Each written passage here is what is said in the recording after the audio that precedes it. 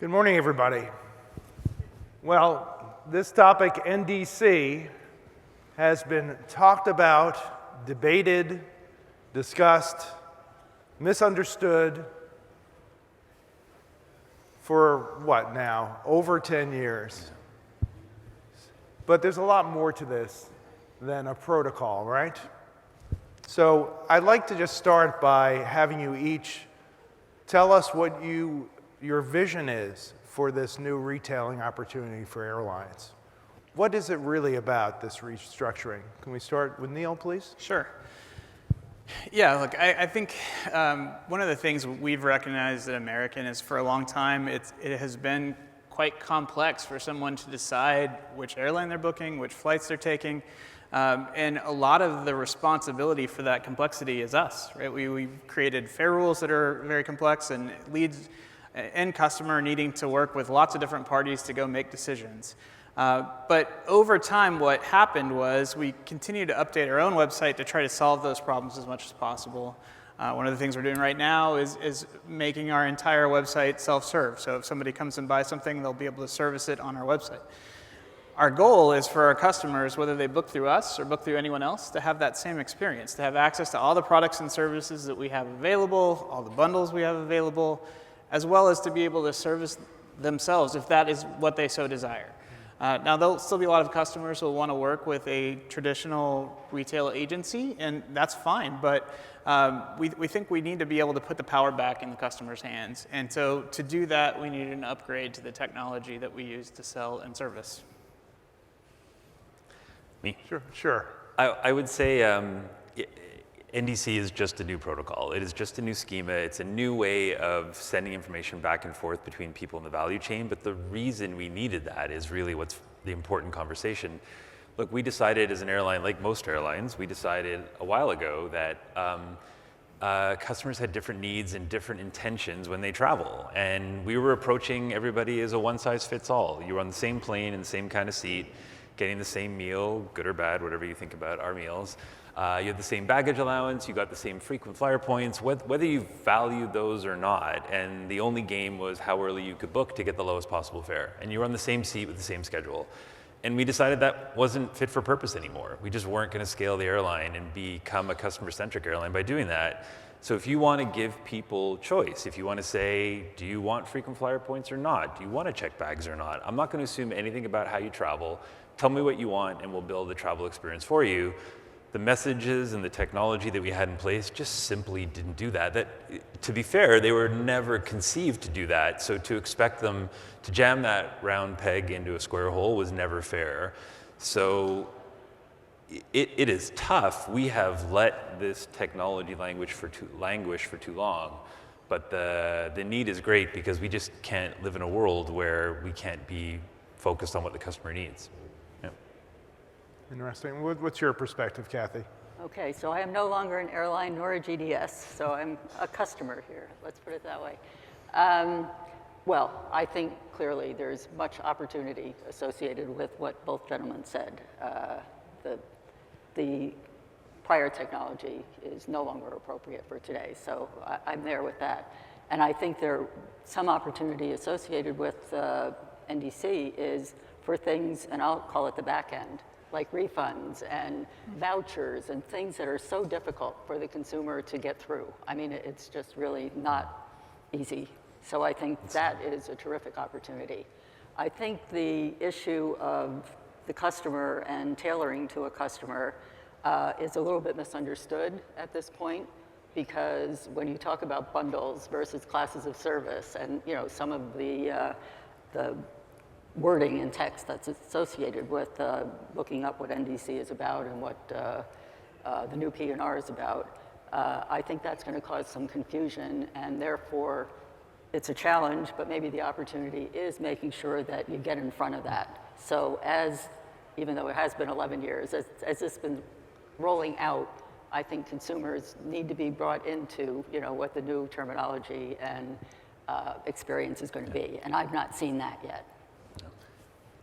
So there's an aspect of technology which you all addressed as being somewhat legacy and archaic that prevented from this new merchandising.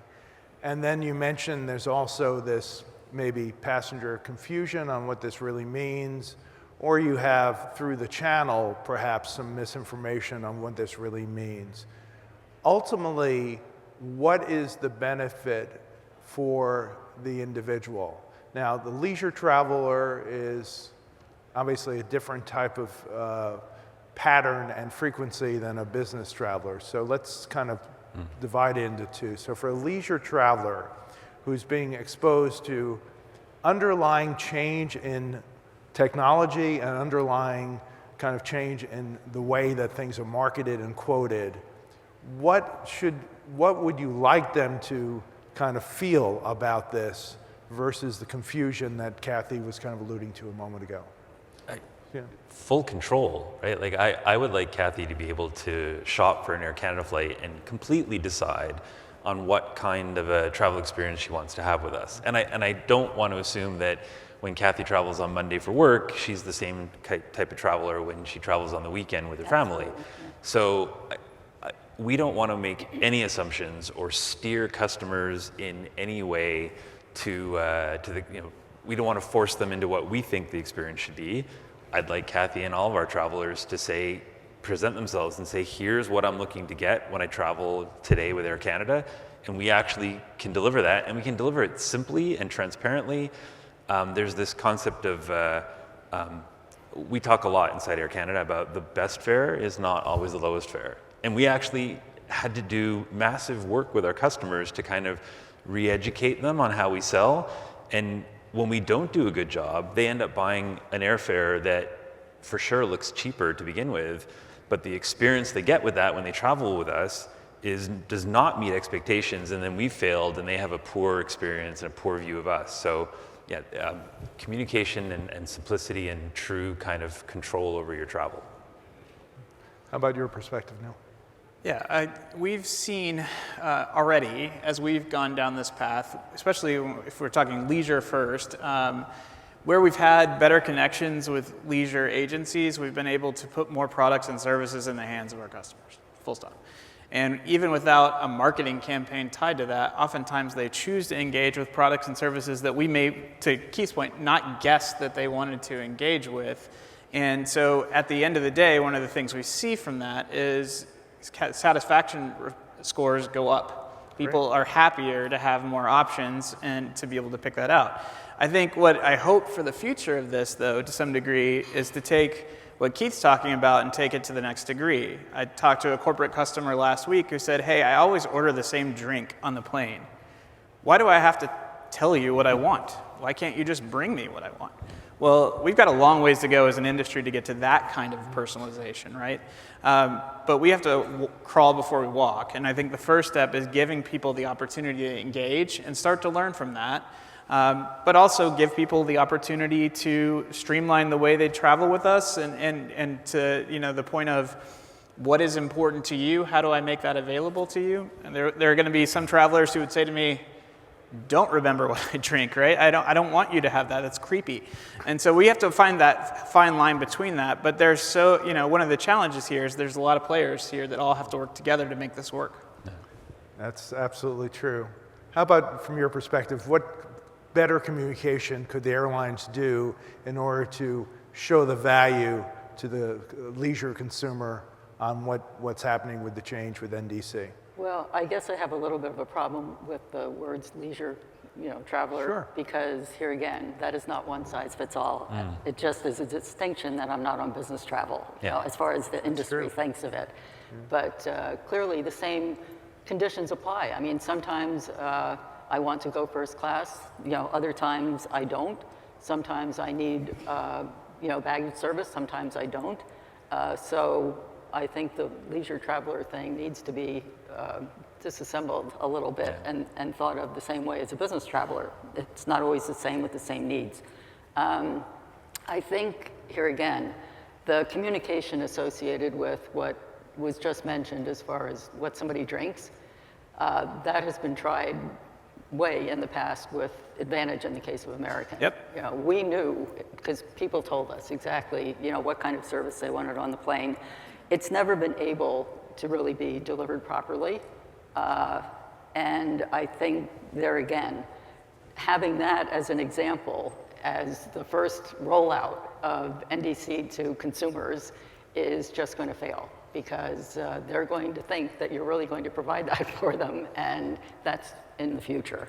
Yeah, and that's why it isn't the first rollout of NDC, right? I think one other thing I'll add to this is from the pure airline perspective, and one of the things I think isn't talked about enough is that on the leisure side of travel, with the addition of NDC, the types of revenue that an airline gets from a leisure customer who is now choosing to pay for a seat or choosing to pay for a bag when maybe they wouldn't have done that before, all of their own volition, right? Means that the revenue coming from the leisure channels has increased significantly. And see, there's been a lot of debate in the industry about the difference between leisure and corporate, but as those gaps narrow, it really does open up some really interesting conversations that we all have to think about and try to figure out how to navigate the new world we find ourselves in. Yeah, we measure performance across all of our channels, and when we look at like airline.com, which we know we have an advantage, we can build our website to truly deliver the kind of product experience that we want for a customer to see, and that's not always true when you're on other sites that have to compare airlines. So we definitely have a bit of a walled garden where we can build that user experience to really bring the Air Canada product to life. But we see in those channels that I think it's about 45% of the time, customers don't actually buy the lowest fare when it's available. They see that lowest fare, they understand what it is, and they choose to buy something else. So we're doing a good job in making the products relevant, and the lines between what you normally think of as low-end leisure and high-end corporate are definitely coming together. Especially post-pandemic, that line is starting to blur. People want experiences in their travel. So I'm sure you would agree. Go ahead, please. For them, because the leisure and business travel thing is going to be a bigger issue in the future as more business travelers are either going before or staying after. It's already true. Yeah. So I expected a beach vacation from this. I don't know what happened. Rain. well, you got a rainy beach vacation. Yeah, rainy. So one of the byproducts of what's been happening, though, is fragmentation of inventory. I mean, it's kind of part of this change, and I know that the desire is to have same inventory across all channels, but I do kind of think of the streaming wars and the fact that if you want Star Trek, you need Paramount Plus. If you want Star Wars, you've got to go to Disney. You're not going to get Star Trek at Disney. Are we going to see eventually unique content through unique channels? I mean, you have some of that already because of the lack of adoption. But once we see mass adoption of NDC for the indirect channel, is there still going to be a desire to differentiate between channels? I can go first. Yes, Yes. I think there is. Good. Now, I don't think it's going to be as stark as the only place you can find Star Wars is Disney Plus, but it's going to tie back to where the consumer wants to shop and who we're trying to engage with and what's important to them. So I think for sure you're going to see differentiation across channels. It already exists to some degree, but it will only grow over time. But hopefully in ways that allow us to tailor what we're offering to different target audiences depending on where they shop. I couldn't agree more. Nothing nefarious here, but the point will be, I think as airlines, we're trying to build up as broad of a product catalog as we can so that we're offering lots of choices about things that customers might want to get from us when they travel. And the risk would be if you throw all of that product catalog into every channel where half of it isn't relevant, because different channels have different customer segments and different types for different reasons. If you throw all that product catalog into every channel for every customer to see, you risk a whole pile of confusion that is going to hurt conversion. So it's not that we would purposely withhold content from certain channels. You're going to lead with your best foot forward, put the most relevant content, or what you think is the most relevant content, in that channel for that customer segment. We will always make everything available, and if people want to come and dig down and find something that we weren't expecting, we can do that. But as we get more sophisticated with our product offering, we're going to have to be a lot more tailored in helping customers find things that are relevant for them. As you were kind of stating, though, is there a business traveler, a leisure traveler, or is there just a traveler who has different personas? And then what does that mean for that strategy, Kathy? Well, I mean, I think the words "what you think" are key there, because unless you're having a constant channel through the data, because you'll have the data of exactly what keyboard bangers are, looking exactly for, right. and reiterating, that's going to be the important thing, is to really pay attention to the consumer behavior, no matter whether it's leisure or business traveler, and make sure that you are putting product out the way they need it, because they change in the future too, and you need to have some anticipation. I agree. of that. So we have some very large intermediaries. This conference kind of began with the OTAs. We have 3 large OTAs globally. We have some very large TMCs globally. We have 3 GDSs. So we have a concentration of distribution. How can these players emerge to be really partners moving NDC forward? Because let's face it, there's been some adversarial relationships on various sectors at different levels. I think we're somewhat past that. I think everyone would agree this is reality, so how do we move forward? So let's start with the OTA side of things. So if you operate an OTA, whether you're one of those big 3 or the many other regional OTAs that exist or metacerts that exist, how should they be looking at NDC?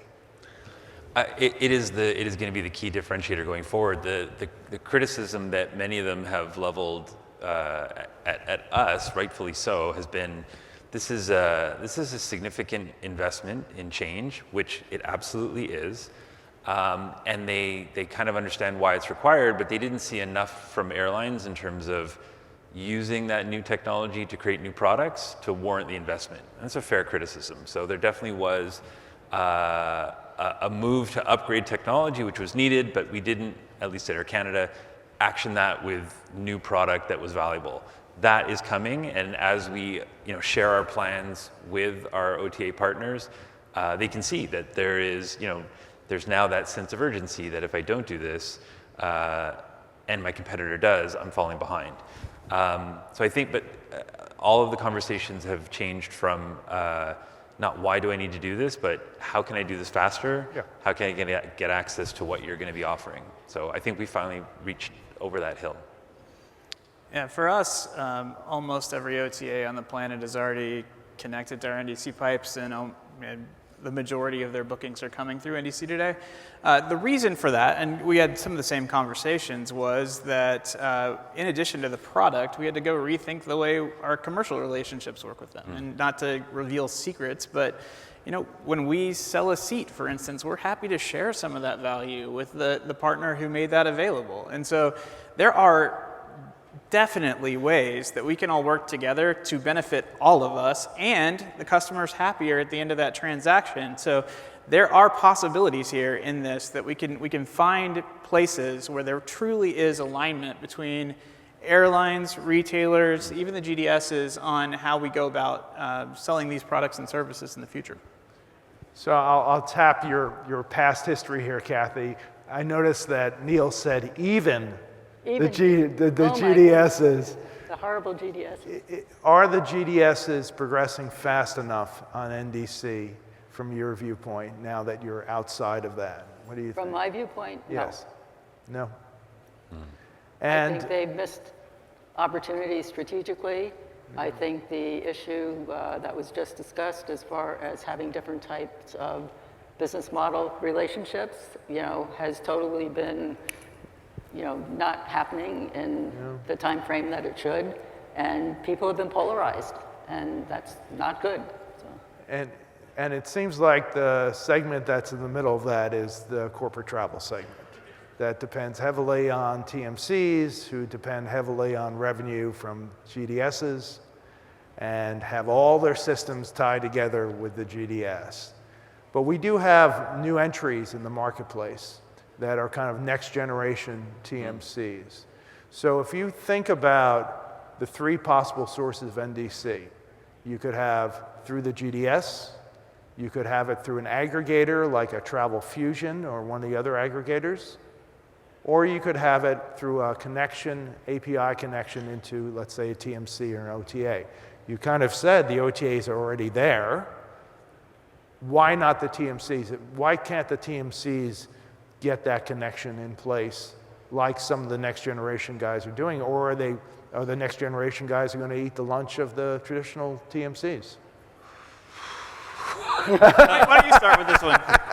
Speak into this microphone. I always like the panelists to have a big, big sigh when I ask the question. Then I know I've got something interesting. It's a great question. It's probably a combination of a few things. A lot of the new age, new entrants started from a digital first strategy, and they hired modern technology resources, people who are knowledgeable in modern e-commerce principles, have the skills, and they've kind of started from there. And it definitely is difficult for a company who's been around a lot longer, has entrenched systems, and a lot of legacy architecture to change. I don't know if it's willingness, a challenge to fund the investment and get resources, finding the right resources.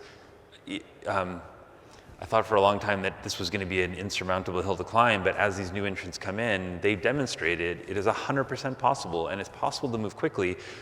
We have some partners who take 6 or 7 months to finish a connection to us. We have other partners who do it in 3 weeks. Wow. And those are two extremes for sure. It just goes to show you that there are two different capabilities. Yeah, let's be fair to the TMCs. A lot of them are testing NDC heavily at this point, and it'll be interesting to see as we get into 2024 how they use it. I can tell you, I would bet Keith would agree with me. We work for Airlines, and at the airline itself, we're built on 40-year-old technology that is our PSS systems. We know exactly how hard it is to change this. It is a monumental change to go change the way that works for us, and we're having to think through that stuff right now too. So I am certainly empathetic to the fact that this is a lot of work and a lot of change that has to happen.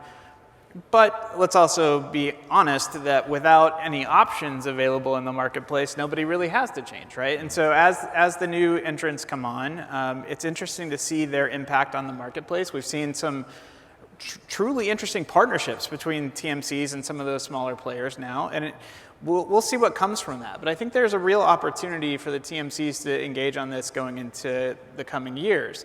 I think the question you asked to begin with here, though, that the 3 paths that someone could take to connect starts to be a really, truly interesting conversation, because I think most of the TMCs are looking to the GDS for NDC, which we're very supportive of. But if I was a GDS right now, I would tell you one of the challenges I'd have is I don't need to get NDC running with American or Canada. I need to get NDC running with hundreds of airlines, right? And so that's going to be a lot of their focus for the next few years. It may not be as much time spent on the next bell or whistle that you can use the tool for. And so I think that's one of the things we're all going to have to think about and come up with some ways to help them succeed, which we want to do. Okay, well, unfortunately, we're out of time. We didn't solve this. I expected to solve the NDC. Maybe next decade. For a year from now, hopefully we will see some progress and some joint efforts with everyone coming together for really the benefit of the consumer. Yeah, agreed. Necessity is the mother of invention. Yeah. Yes. Yeah. Thank you very much for your time. And thank you all. Thank you, audience, for your participation.